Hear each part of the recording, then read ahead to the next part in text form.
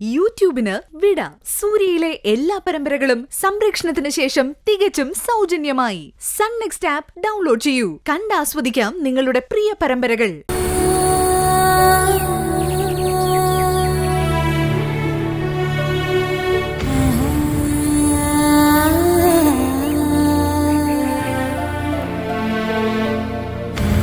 ഇടയ്ക്കൊക്കെ ഇതുപോലെ പുറത്തു വന്നിരിക്കുമ്പോൾ മനസ്സിനൊരു ഉണർവുണ്ടാവും ഭാവന.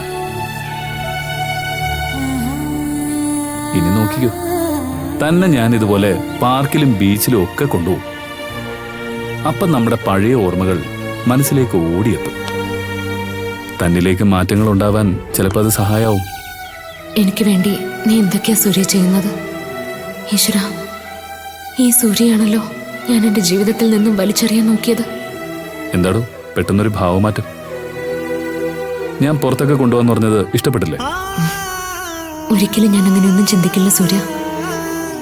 ലോകത്തിന്റെ ഏത് കോണിലേക്ക് നീ എന്നെ കൊണ്ടുപോയാലും ഞാൻ വരും. എൻ്റെ സൂര്യയോടൊപ്പം എവിടെ വരാനും എനിക്കൊരു മടിയുമില്ല. താനെന്താ ഇങ്ങനെ നോക്കുന്നേ? എന്നോട് എന്തെങ്കിലും പറയാനുണ്ടോ? അത് വെറുതെ. തന്റെ മുഖത്ത് നോക്കിയിരുന്ന തന്റെ മനസ്സിലുള്ളത് വായിച്ചെടുക്കാൻ എനിക്ക് പറ്റും. എന്തേ പറ്റില്ലേ? എന്നാ നമുക്കൊന്ന് പരീക്ഷിച്ചാലോ? തന്റെ മനസ്സിലുള്ളത് ഞാൻ പറയട്ടെ. എന്നാ ശരി, ഞാൻ പറയാൻ പോവാണേ. എന്തിനാ സൂര്യ എന്റെ കൂടെ ഇങ്ങനെ നടന്ന് നീ നിന്റെ ജീവിതം കൂടി കളയുന്നത്? നിനക്കെങ്കിലും പോയി സന്തോഷത്തോടെ ജീവിച്ചൂടെ? എന്താ, ശരിയല്ലേ?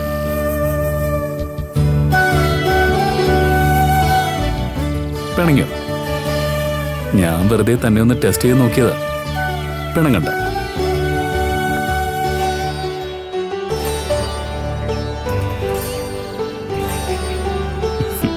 എന്നാ പിന്നെ അടുത്തത് ചോദിക്കാം. സൂര്യ, നമുക്കെന്നാ കല്യാണം കഴിഞ്ഞ് 4-5 കുഞ്ഞുങ്ങളൊക്കെ ആയിട്ട് സന്തോഷത്തോടെ ജീവിക്കാൻ പറ്റുന്നത്? എന്താ, അങ്ങനെയല്ലേ താനിപ്പോ ചിന്തിച്ചത്?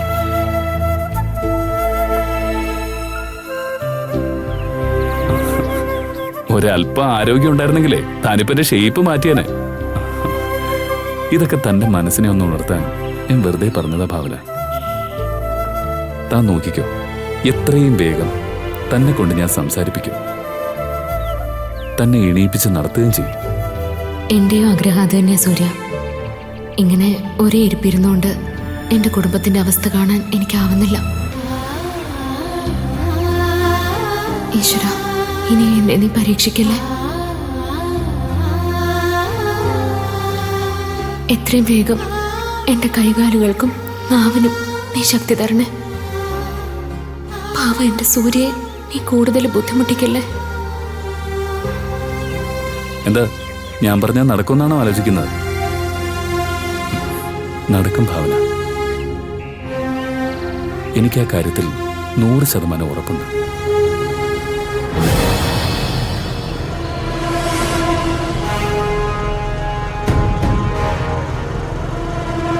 ഈശ്വര, ഇവരിതെന്ത് ഭാവിച്ചാ?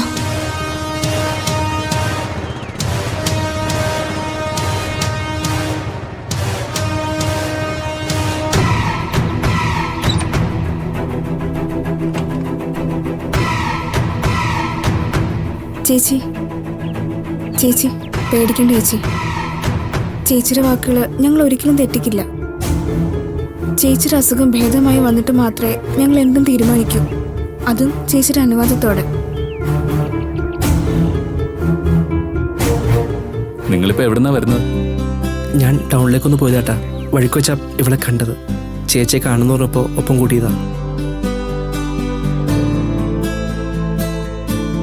ചേച്ചി, ചേച്ചി ധൈര്യമായിട്ടിരിക്കാം.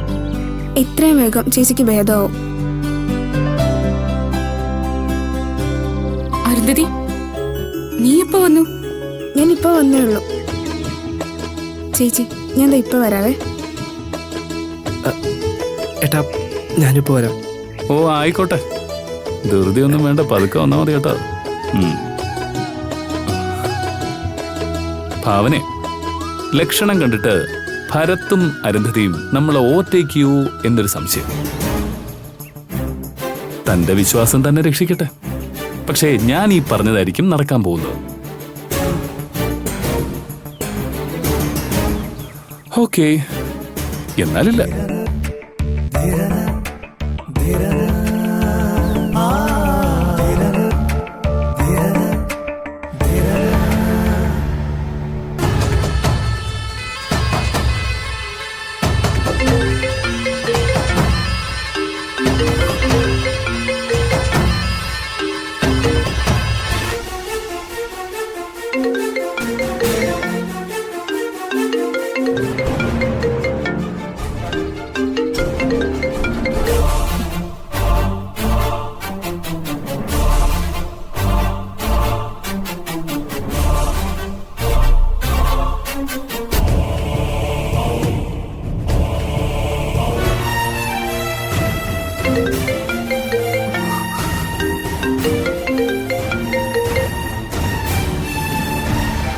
ഹലോ.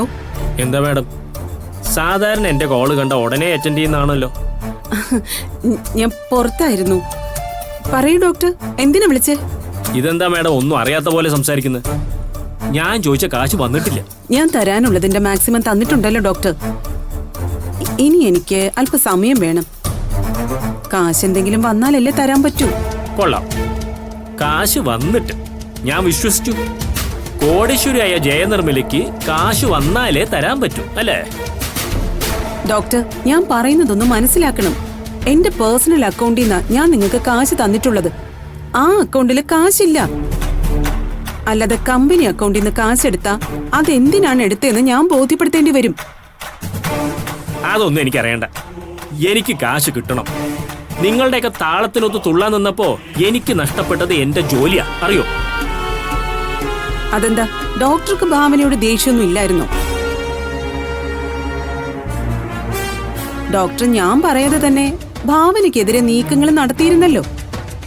എന്നിട്ടിപ്പോ എനിക്ക് വേണ്ടി മാത്രമാണ് എല്ലാം ചെയ്തത് അല്ലേ? അതെ, മാഡത്തിന് വേണ്ടി തന്നെയാണ് ഞാനിതൊക്കെ ചെയ്തത്. എന്താ, മുമ്പ് എന്നോട് പറഞ്ഞിട്ടുള്ളതൊക്കെ മറന്നുപോയോ? റിസപ്ഷന്റെ അന്ന് ഭാവനയൊന്നും ചെയ്യാൻ പറ്റാതെ സൂര്യ വന്ന് രക്ഷിച്ചു കൊണ്ടുപോയപ്പോ മാഡം എന്നെ പറഞ്ഞൊന്നും മറന്നിട്ടില്ലല്ലോ. മാഡം, കാര്യം കഴിയുമ്പോ ഈ കാല് വാരുന്ന ഏർപ്പാടുണ്ടല്ലോ, അത് എന്നോട് വേണ്ട, പറഞ്ഞേക്കാം.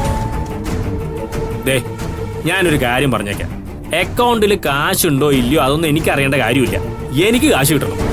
ഇല്ലെങ്കിൽ ഇതുവരെ മാഡം എന്നെ കൊണ്ട് ചെയ്യിപ്പിച്ചതെല്ലാം ഞാൻ സൂര്യയോട് പറയും. നിരഞ്ജനെ ഭാവനയുടെ ഭർത്താവാക്കിയതിന്റെ പിന്നിലും സൂര്യയുടെ റിസപ്ഷൻ്റെ അന്ന് ഭാവനയെ കിഡ്നാപ്പ് ചെയ്തതിന്റെ പിന്നിലും ഇപ്പോ ഭാവനയെ ഈ അവസ്ഥയിലാക്കിയതിന്റെ പിന്നിലും മാഡം തന്നെയാണെന്നുള്ളതിന്റെ തെളിവ് സഹിതം ഞാൻ സൂര്യയോട് പറയും. ഞാനിത് വെറുതെ പറഞ്ഞതല്ല. മാഡം ഒന്ന് ആലോചിക്ക്, എന്നിട്ടൊരു തീരുമാനം എടുക്കുക. ഞാൻ 2 ദിവസം സമയം കൂടി തരാം. എന്നാ ഓക്കെ. Hello hello. ഈശ്വര,